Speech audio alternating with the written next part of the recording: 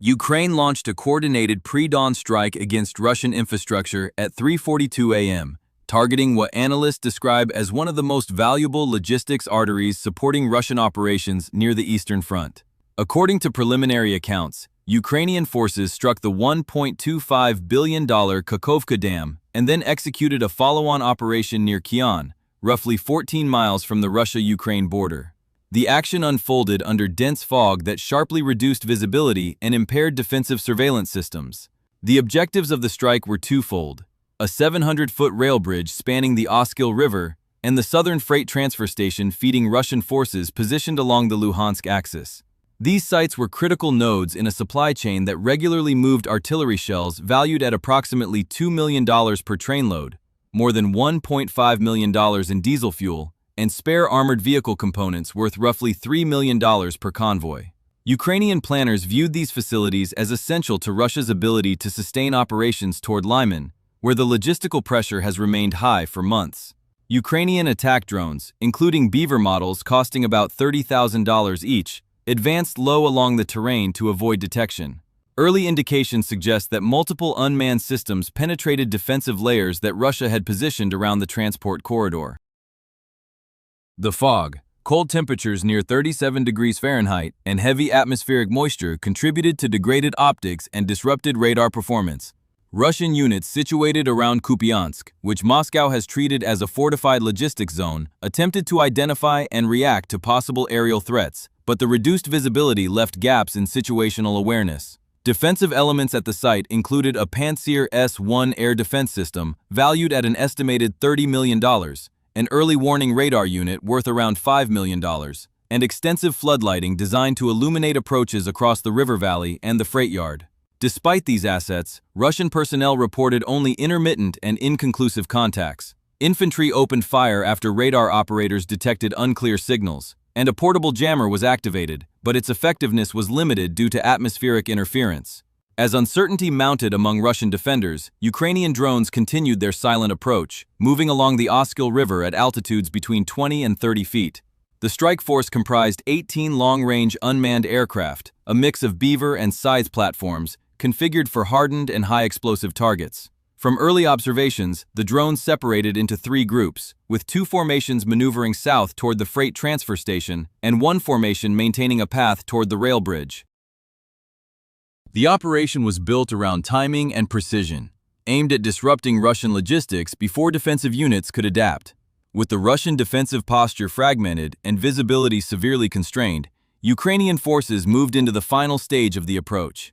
What followed marked the beginning of a large-scale disruption of a critical Russian supply line, setting the conditions for further strikes expected to develop in the hours ahead. Subscribe for continued coverage as developments unfold. As the drone formations advanced, Russian defenders attempted multiple responses, but the combined effect of dense fog and low-altitude flight paths left significant portions of the airspace unmonitored. According to field accounts, the Pantsir S-1 air defense system periodically engaged what operators believed were incoming threats, firing bursts of tracer rounds across the river valley. However, the system failed to register confirmed hits. Infantry units also discharged rifle fire valued at approximately $1,000 per weapon, but their visibility was limited to fewer than 100 feet. A portable jammer, estimated at $8,000, was activated in an effort to interfere with drone guidance, though the high moisture content in the air sharply reduced its range. As these fragmented responses unfolded, Ukrainian strike groups repositioned. Two southern elements comprising 12 drones reduced speed to merge with background clutter along the freight yard. A third element of 6 drones continued to track the Oskill River toward the 700-foot rail bridge. Ukrainian planners equipped Beaver drones with 66-pound concrete-piercing warheads intended for structural targets, while Scythe drones carried 44-pound high-explosive charges suited for fuel depots and munition storage. Within minutes, the first phase of the attack reached the rail bridge. 3 Beaver drones approached from low altitude and ascended only at the final moment. At approximately 3:46 a.m., one drone struck the eastern support column, penetrating reinforced concrete before detonation. Witness accounts reported a shockwave strong enough to rattle windows up to 2 miles away. A second drone impacted the opposite column, causing extensive fracturing and exposing twisted rebar. A third drone hit the central truss, scattering molten metal across the river surface. Russian units positioned on the western bank activated another Pantsir S-1 system, but the crew concentrated on a single decoy drone flying at roughly 165 feet. The decoy broadcast false radar signatures and heat signals, drawing sustained cannon fire. This diversion left the real strike drones unchallenged during critical seconds. Damage to the bridge escalated as the structure began to groan under stress. Analysts later noted that the combined impacts had compromised the core of the central span, signaling an impending collapse. While Russian forces attempted to reassess targeting priorities, the southern groups of Ukrainian drones moved into position over the freight transfer station. At the facility, floodlights illuminated rows of fuel tankers, container stacks, and rail cars. 6 scythe drones conducted near-vertical dives into the fuel yard. Their warheads penetrated tanker hulls, triggering multiple explosions and igniting fireballs that rose hundreds of feet. Flames spread rapidly across adjacent cars.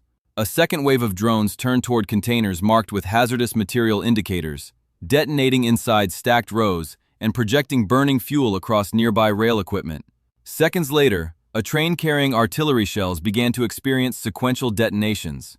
Observers described a rapid series of concussive blasts that tore open boxcars and scattered metal fragments across the yard. Portions of the lighting system collapsed as blast waves struck the supporting towers, and large sectors of the facility were plunged into darkness. Russian troops attempted to regroup, but smoke and secondary explosions severely reduced visibility. The air defense crews struggled to track targets as sensor screens flickered with static, generated by flames and debris. Within minutes, the freight yard sustained significant structural damage, and fires continued to expand across fuel and ammunition storage zones. This second phase of the Ukrainian strike unfolded almost simultaneously with the structural decline of the Oskill Bridge. As explosions continued across the transfer yard, the bridge's central support began to fail, producing repeated metallic warnings before entering an irreversible collapse sequence. The full effects of the strike were becoming apparent even before dawn, signaling a major disruption to Russian supply operations in the region. In the minutes following the drone strikes on the freight facility, the structural failure of the Oskill Bridge reached its final stage. After sustaining extensive internal fracturing from multiple impacts, the central pier could no longer support the load of the 700-foot span. For nearly 30 seconds, the bridge emitted sustained groans as metal beams warped and concrete sheared away. A 215-foot section ultimately collapsed into the river, sending a surge of water and debris across the channel. The rail line, a primary logistical artery for Russian forces operating toward the Lyman and Siversk sectors, was rendered completely inoperable. Satellite data reviewed later showed that approximately 70% of the Kyiv transfer yard had either collapsed or remained engulfed in flames. 14 railcars, many reportedly carrying ammunition, were destroyed, along with more than 40 shipping containers whose contents were consumed by fire or fractured by secondary blasts. The fuel storage zone was reduced to a crater emitting residual heat signatures, and smoke drifted eastward toward the border for hours. Communications from logistics units operating in the immediate vicinity were disrupted, and field reports indicated a temporary loss of coordination among transport commanders responsible for the movement of artillery shells, diesel supplies, and armored vehicle components. By dawn, Russian military planners confronted a significant operational setback. With the Oskill Bridge disabled and the Kyiv freight yard no longer functional, the principal supply route into the Lyman-Siversk axis was effectively severed. Preliminary assessments indicated that restoring minimal rail service could require at least 3 weeks. During that period, Russian formations would need to shift to road-based logistics, increasing the distance of supply routes by more than 95 miles. The detour extended through exposed corridors vulnerable to Ukrainian unmanned systems, artillery strikes, and possible partisan activity. Analysts described the adjustment as a substantial burden on fuel consumption, personnel, and convoy security. Military observers noted that the strike demonstrated the disproportionate impact of relatively low-cost unmanned systems against high-value infrastructure and defensive assets. With drones valued in the tens of thousands of dollars, inflicting damage to facilities worth hundreds of millions, the attack underscored evolving challenges in defending fixed logistics nodes under modern battlefield conditions.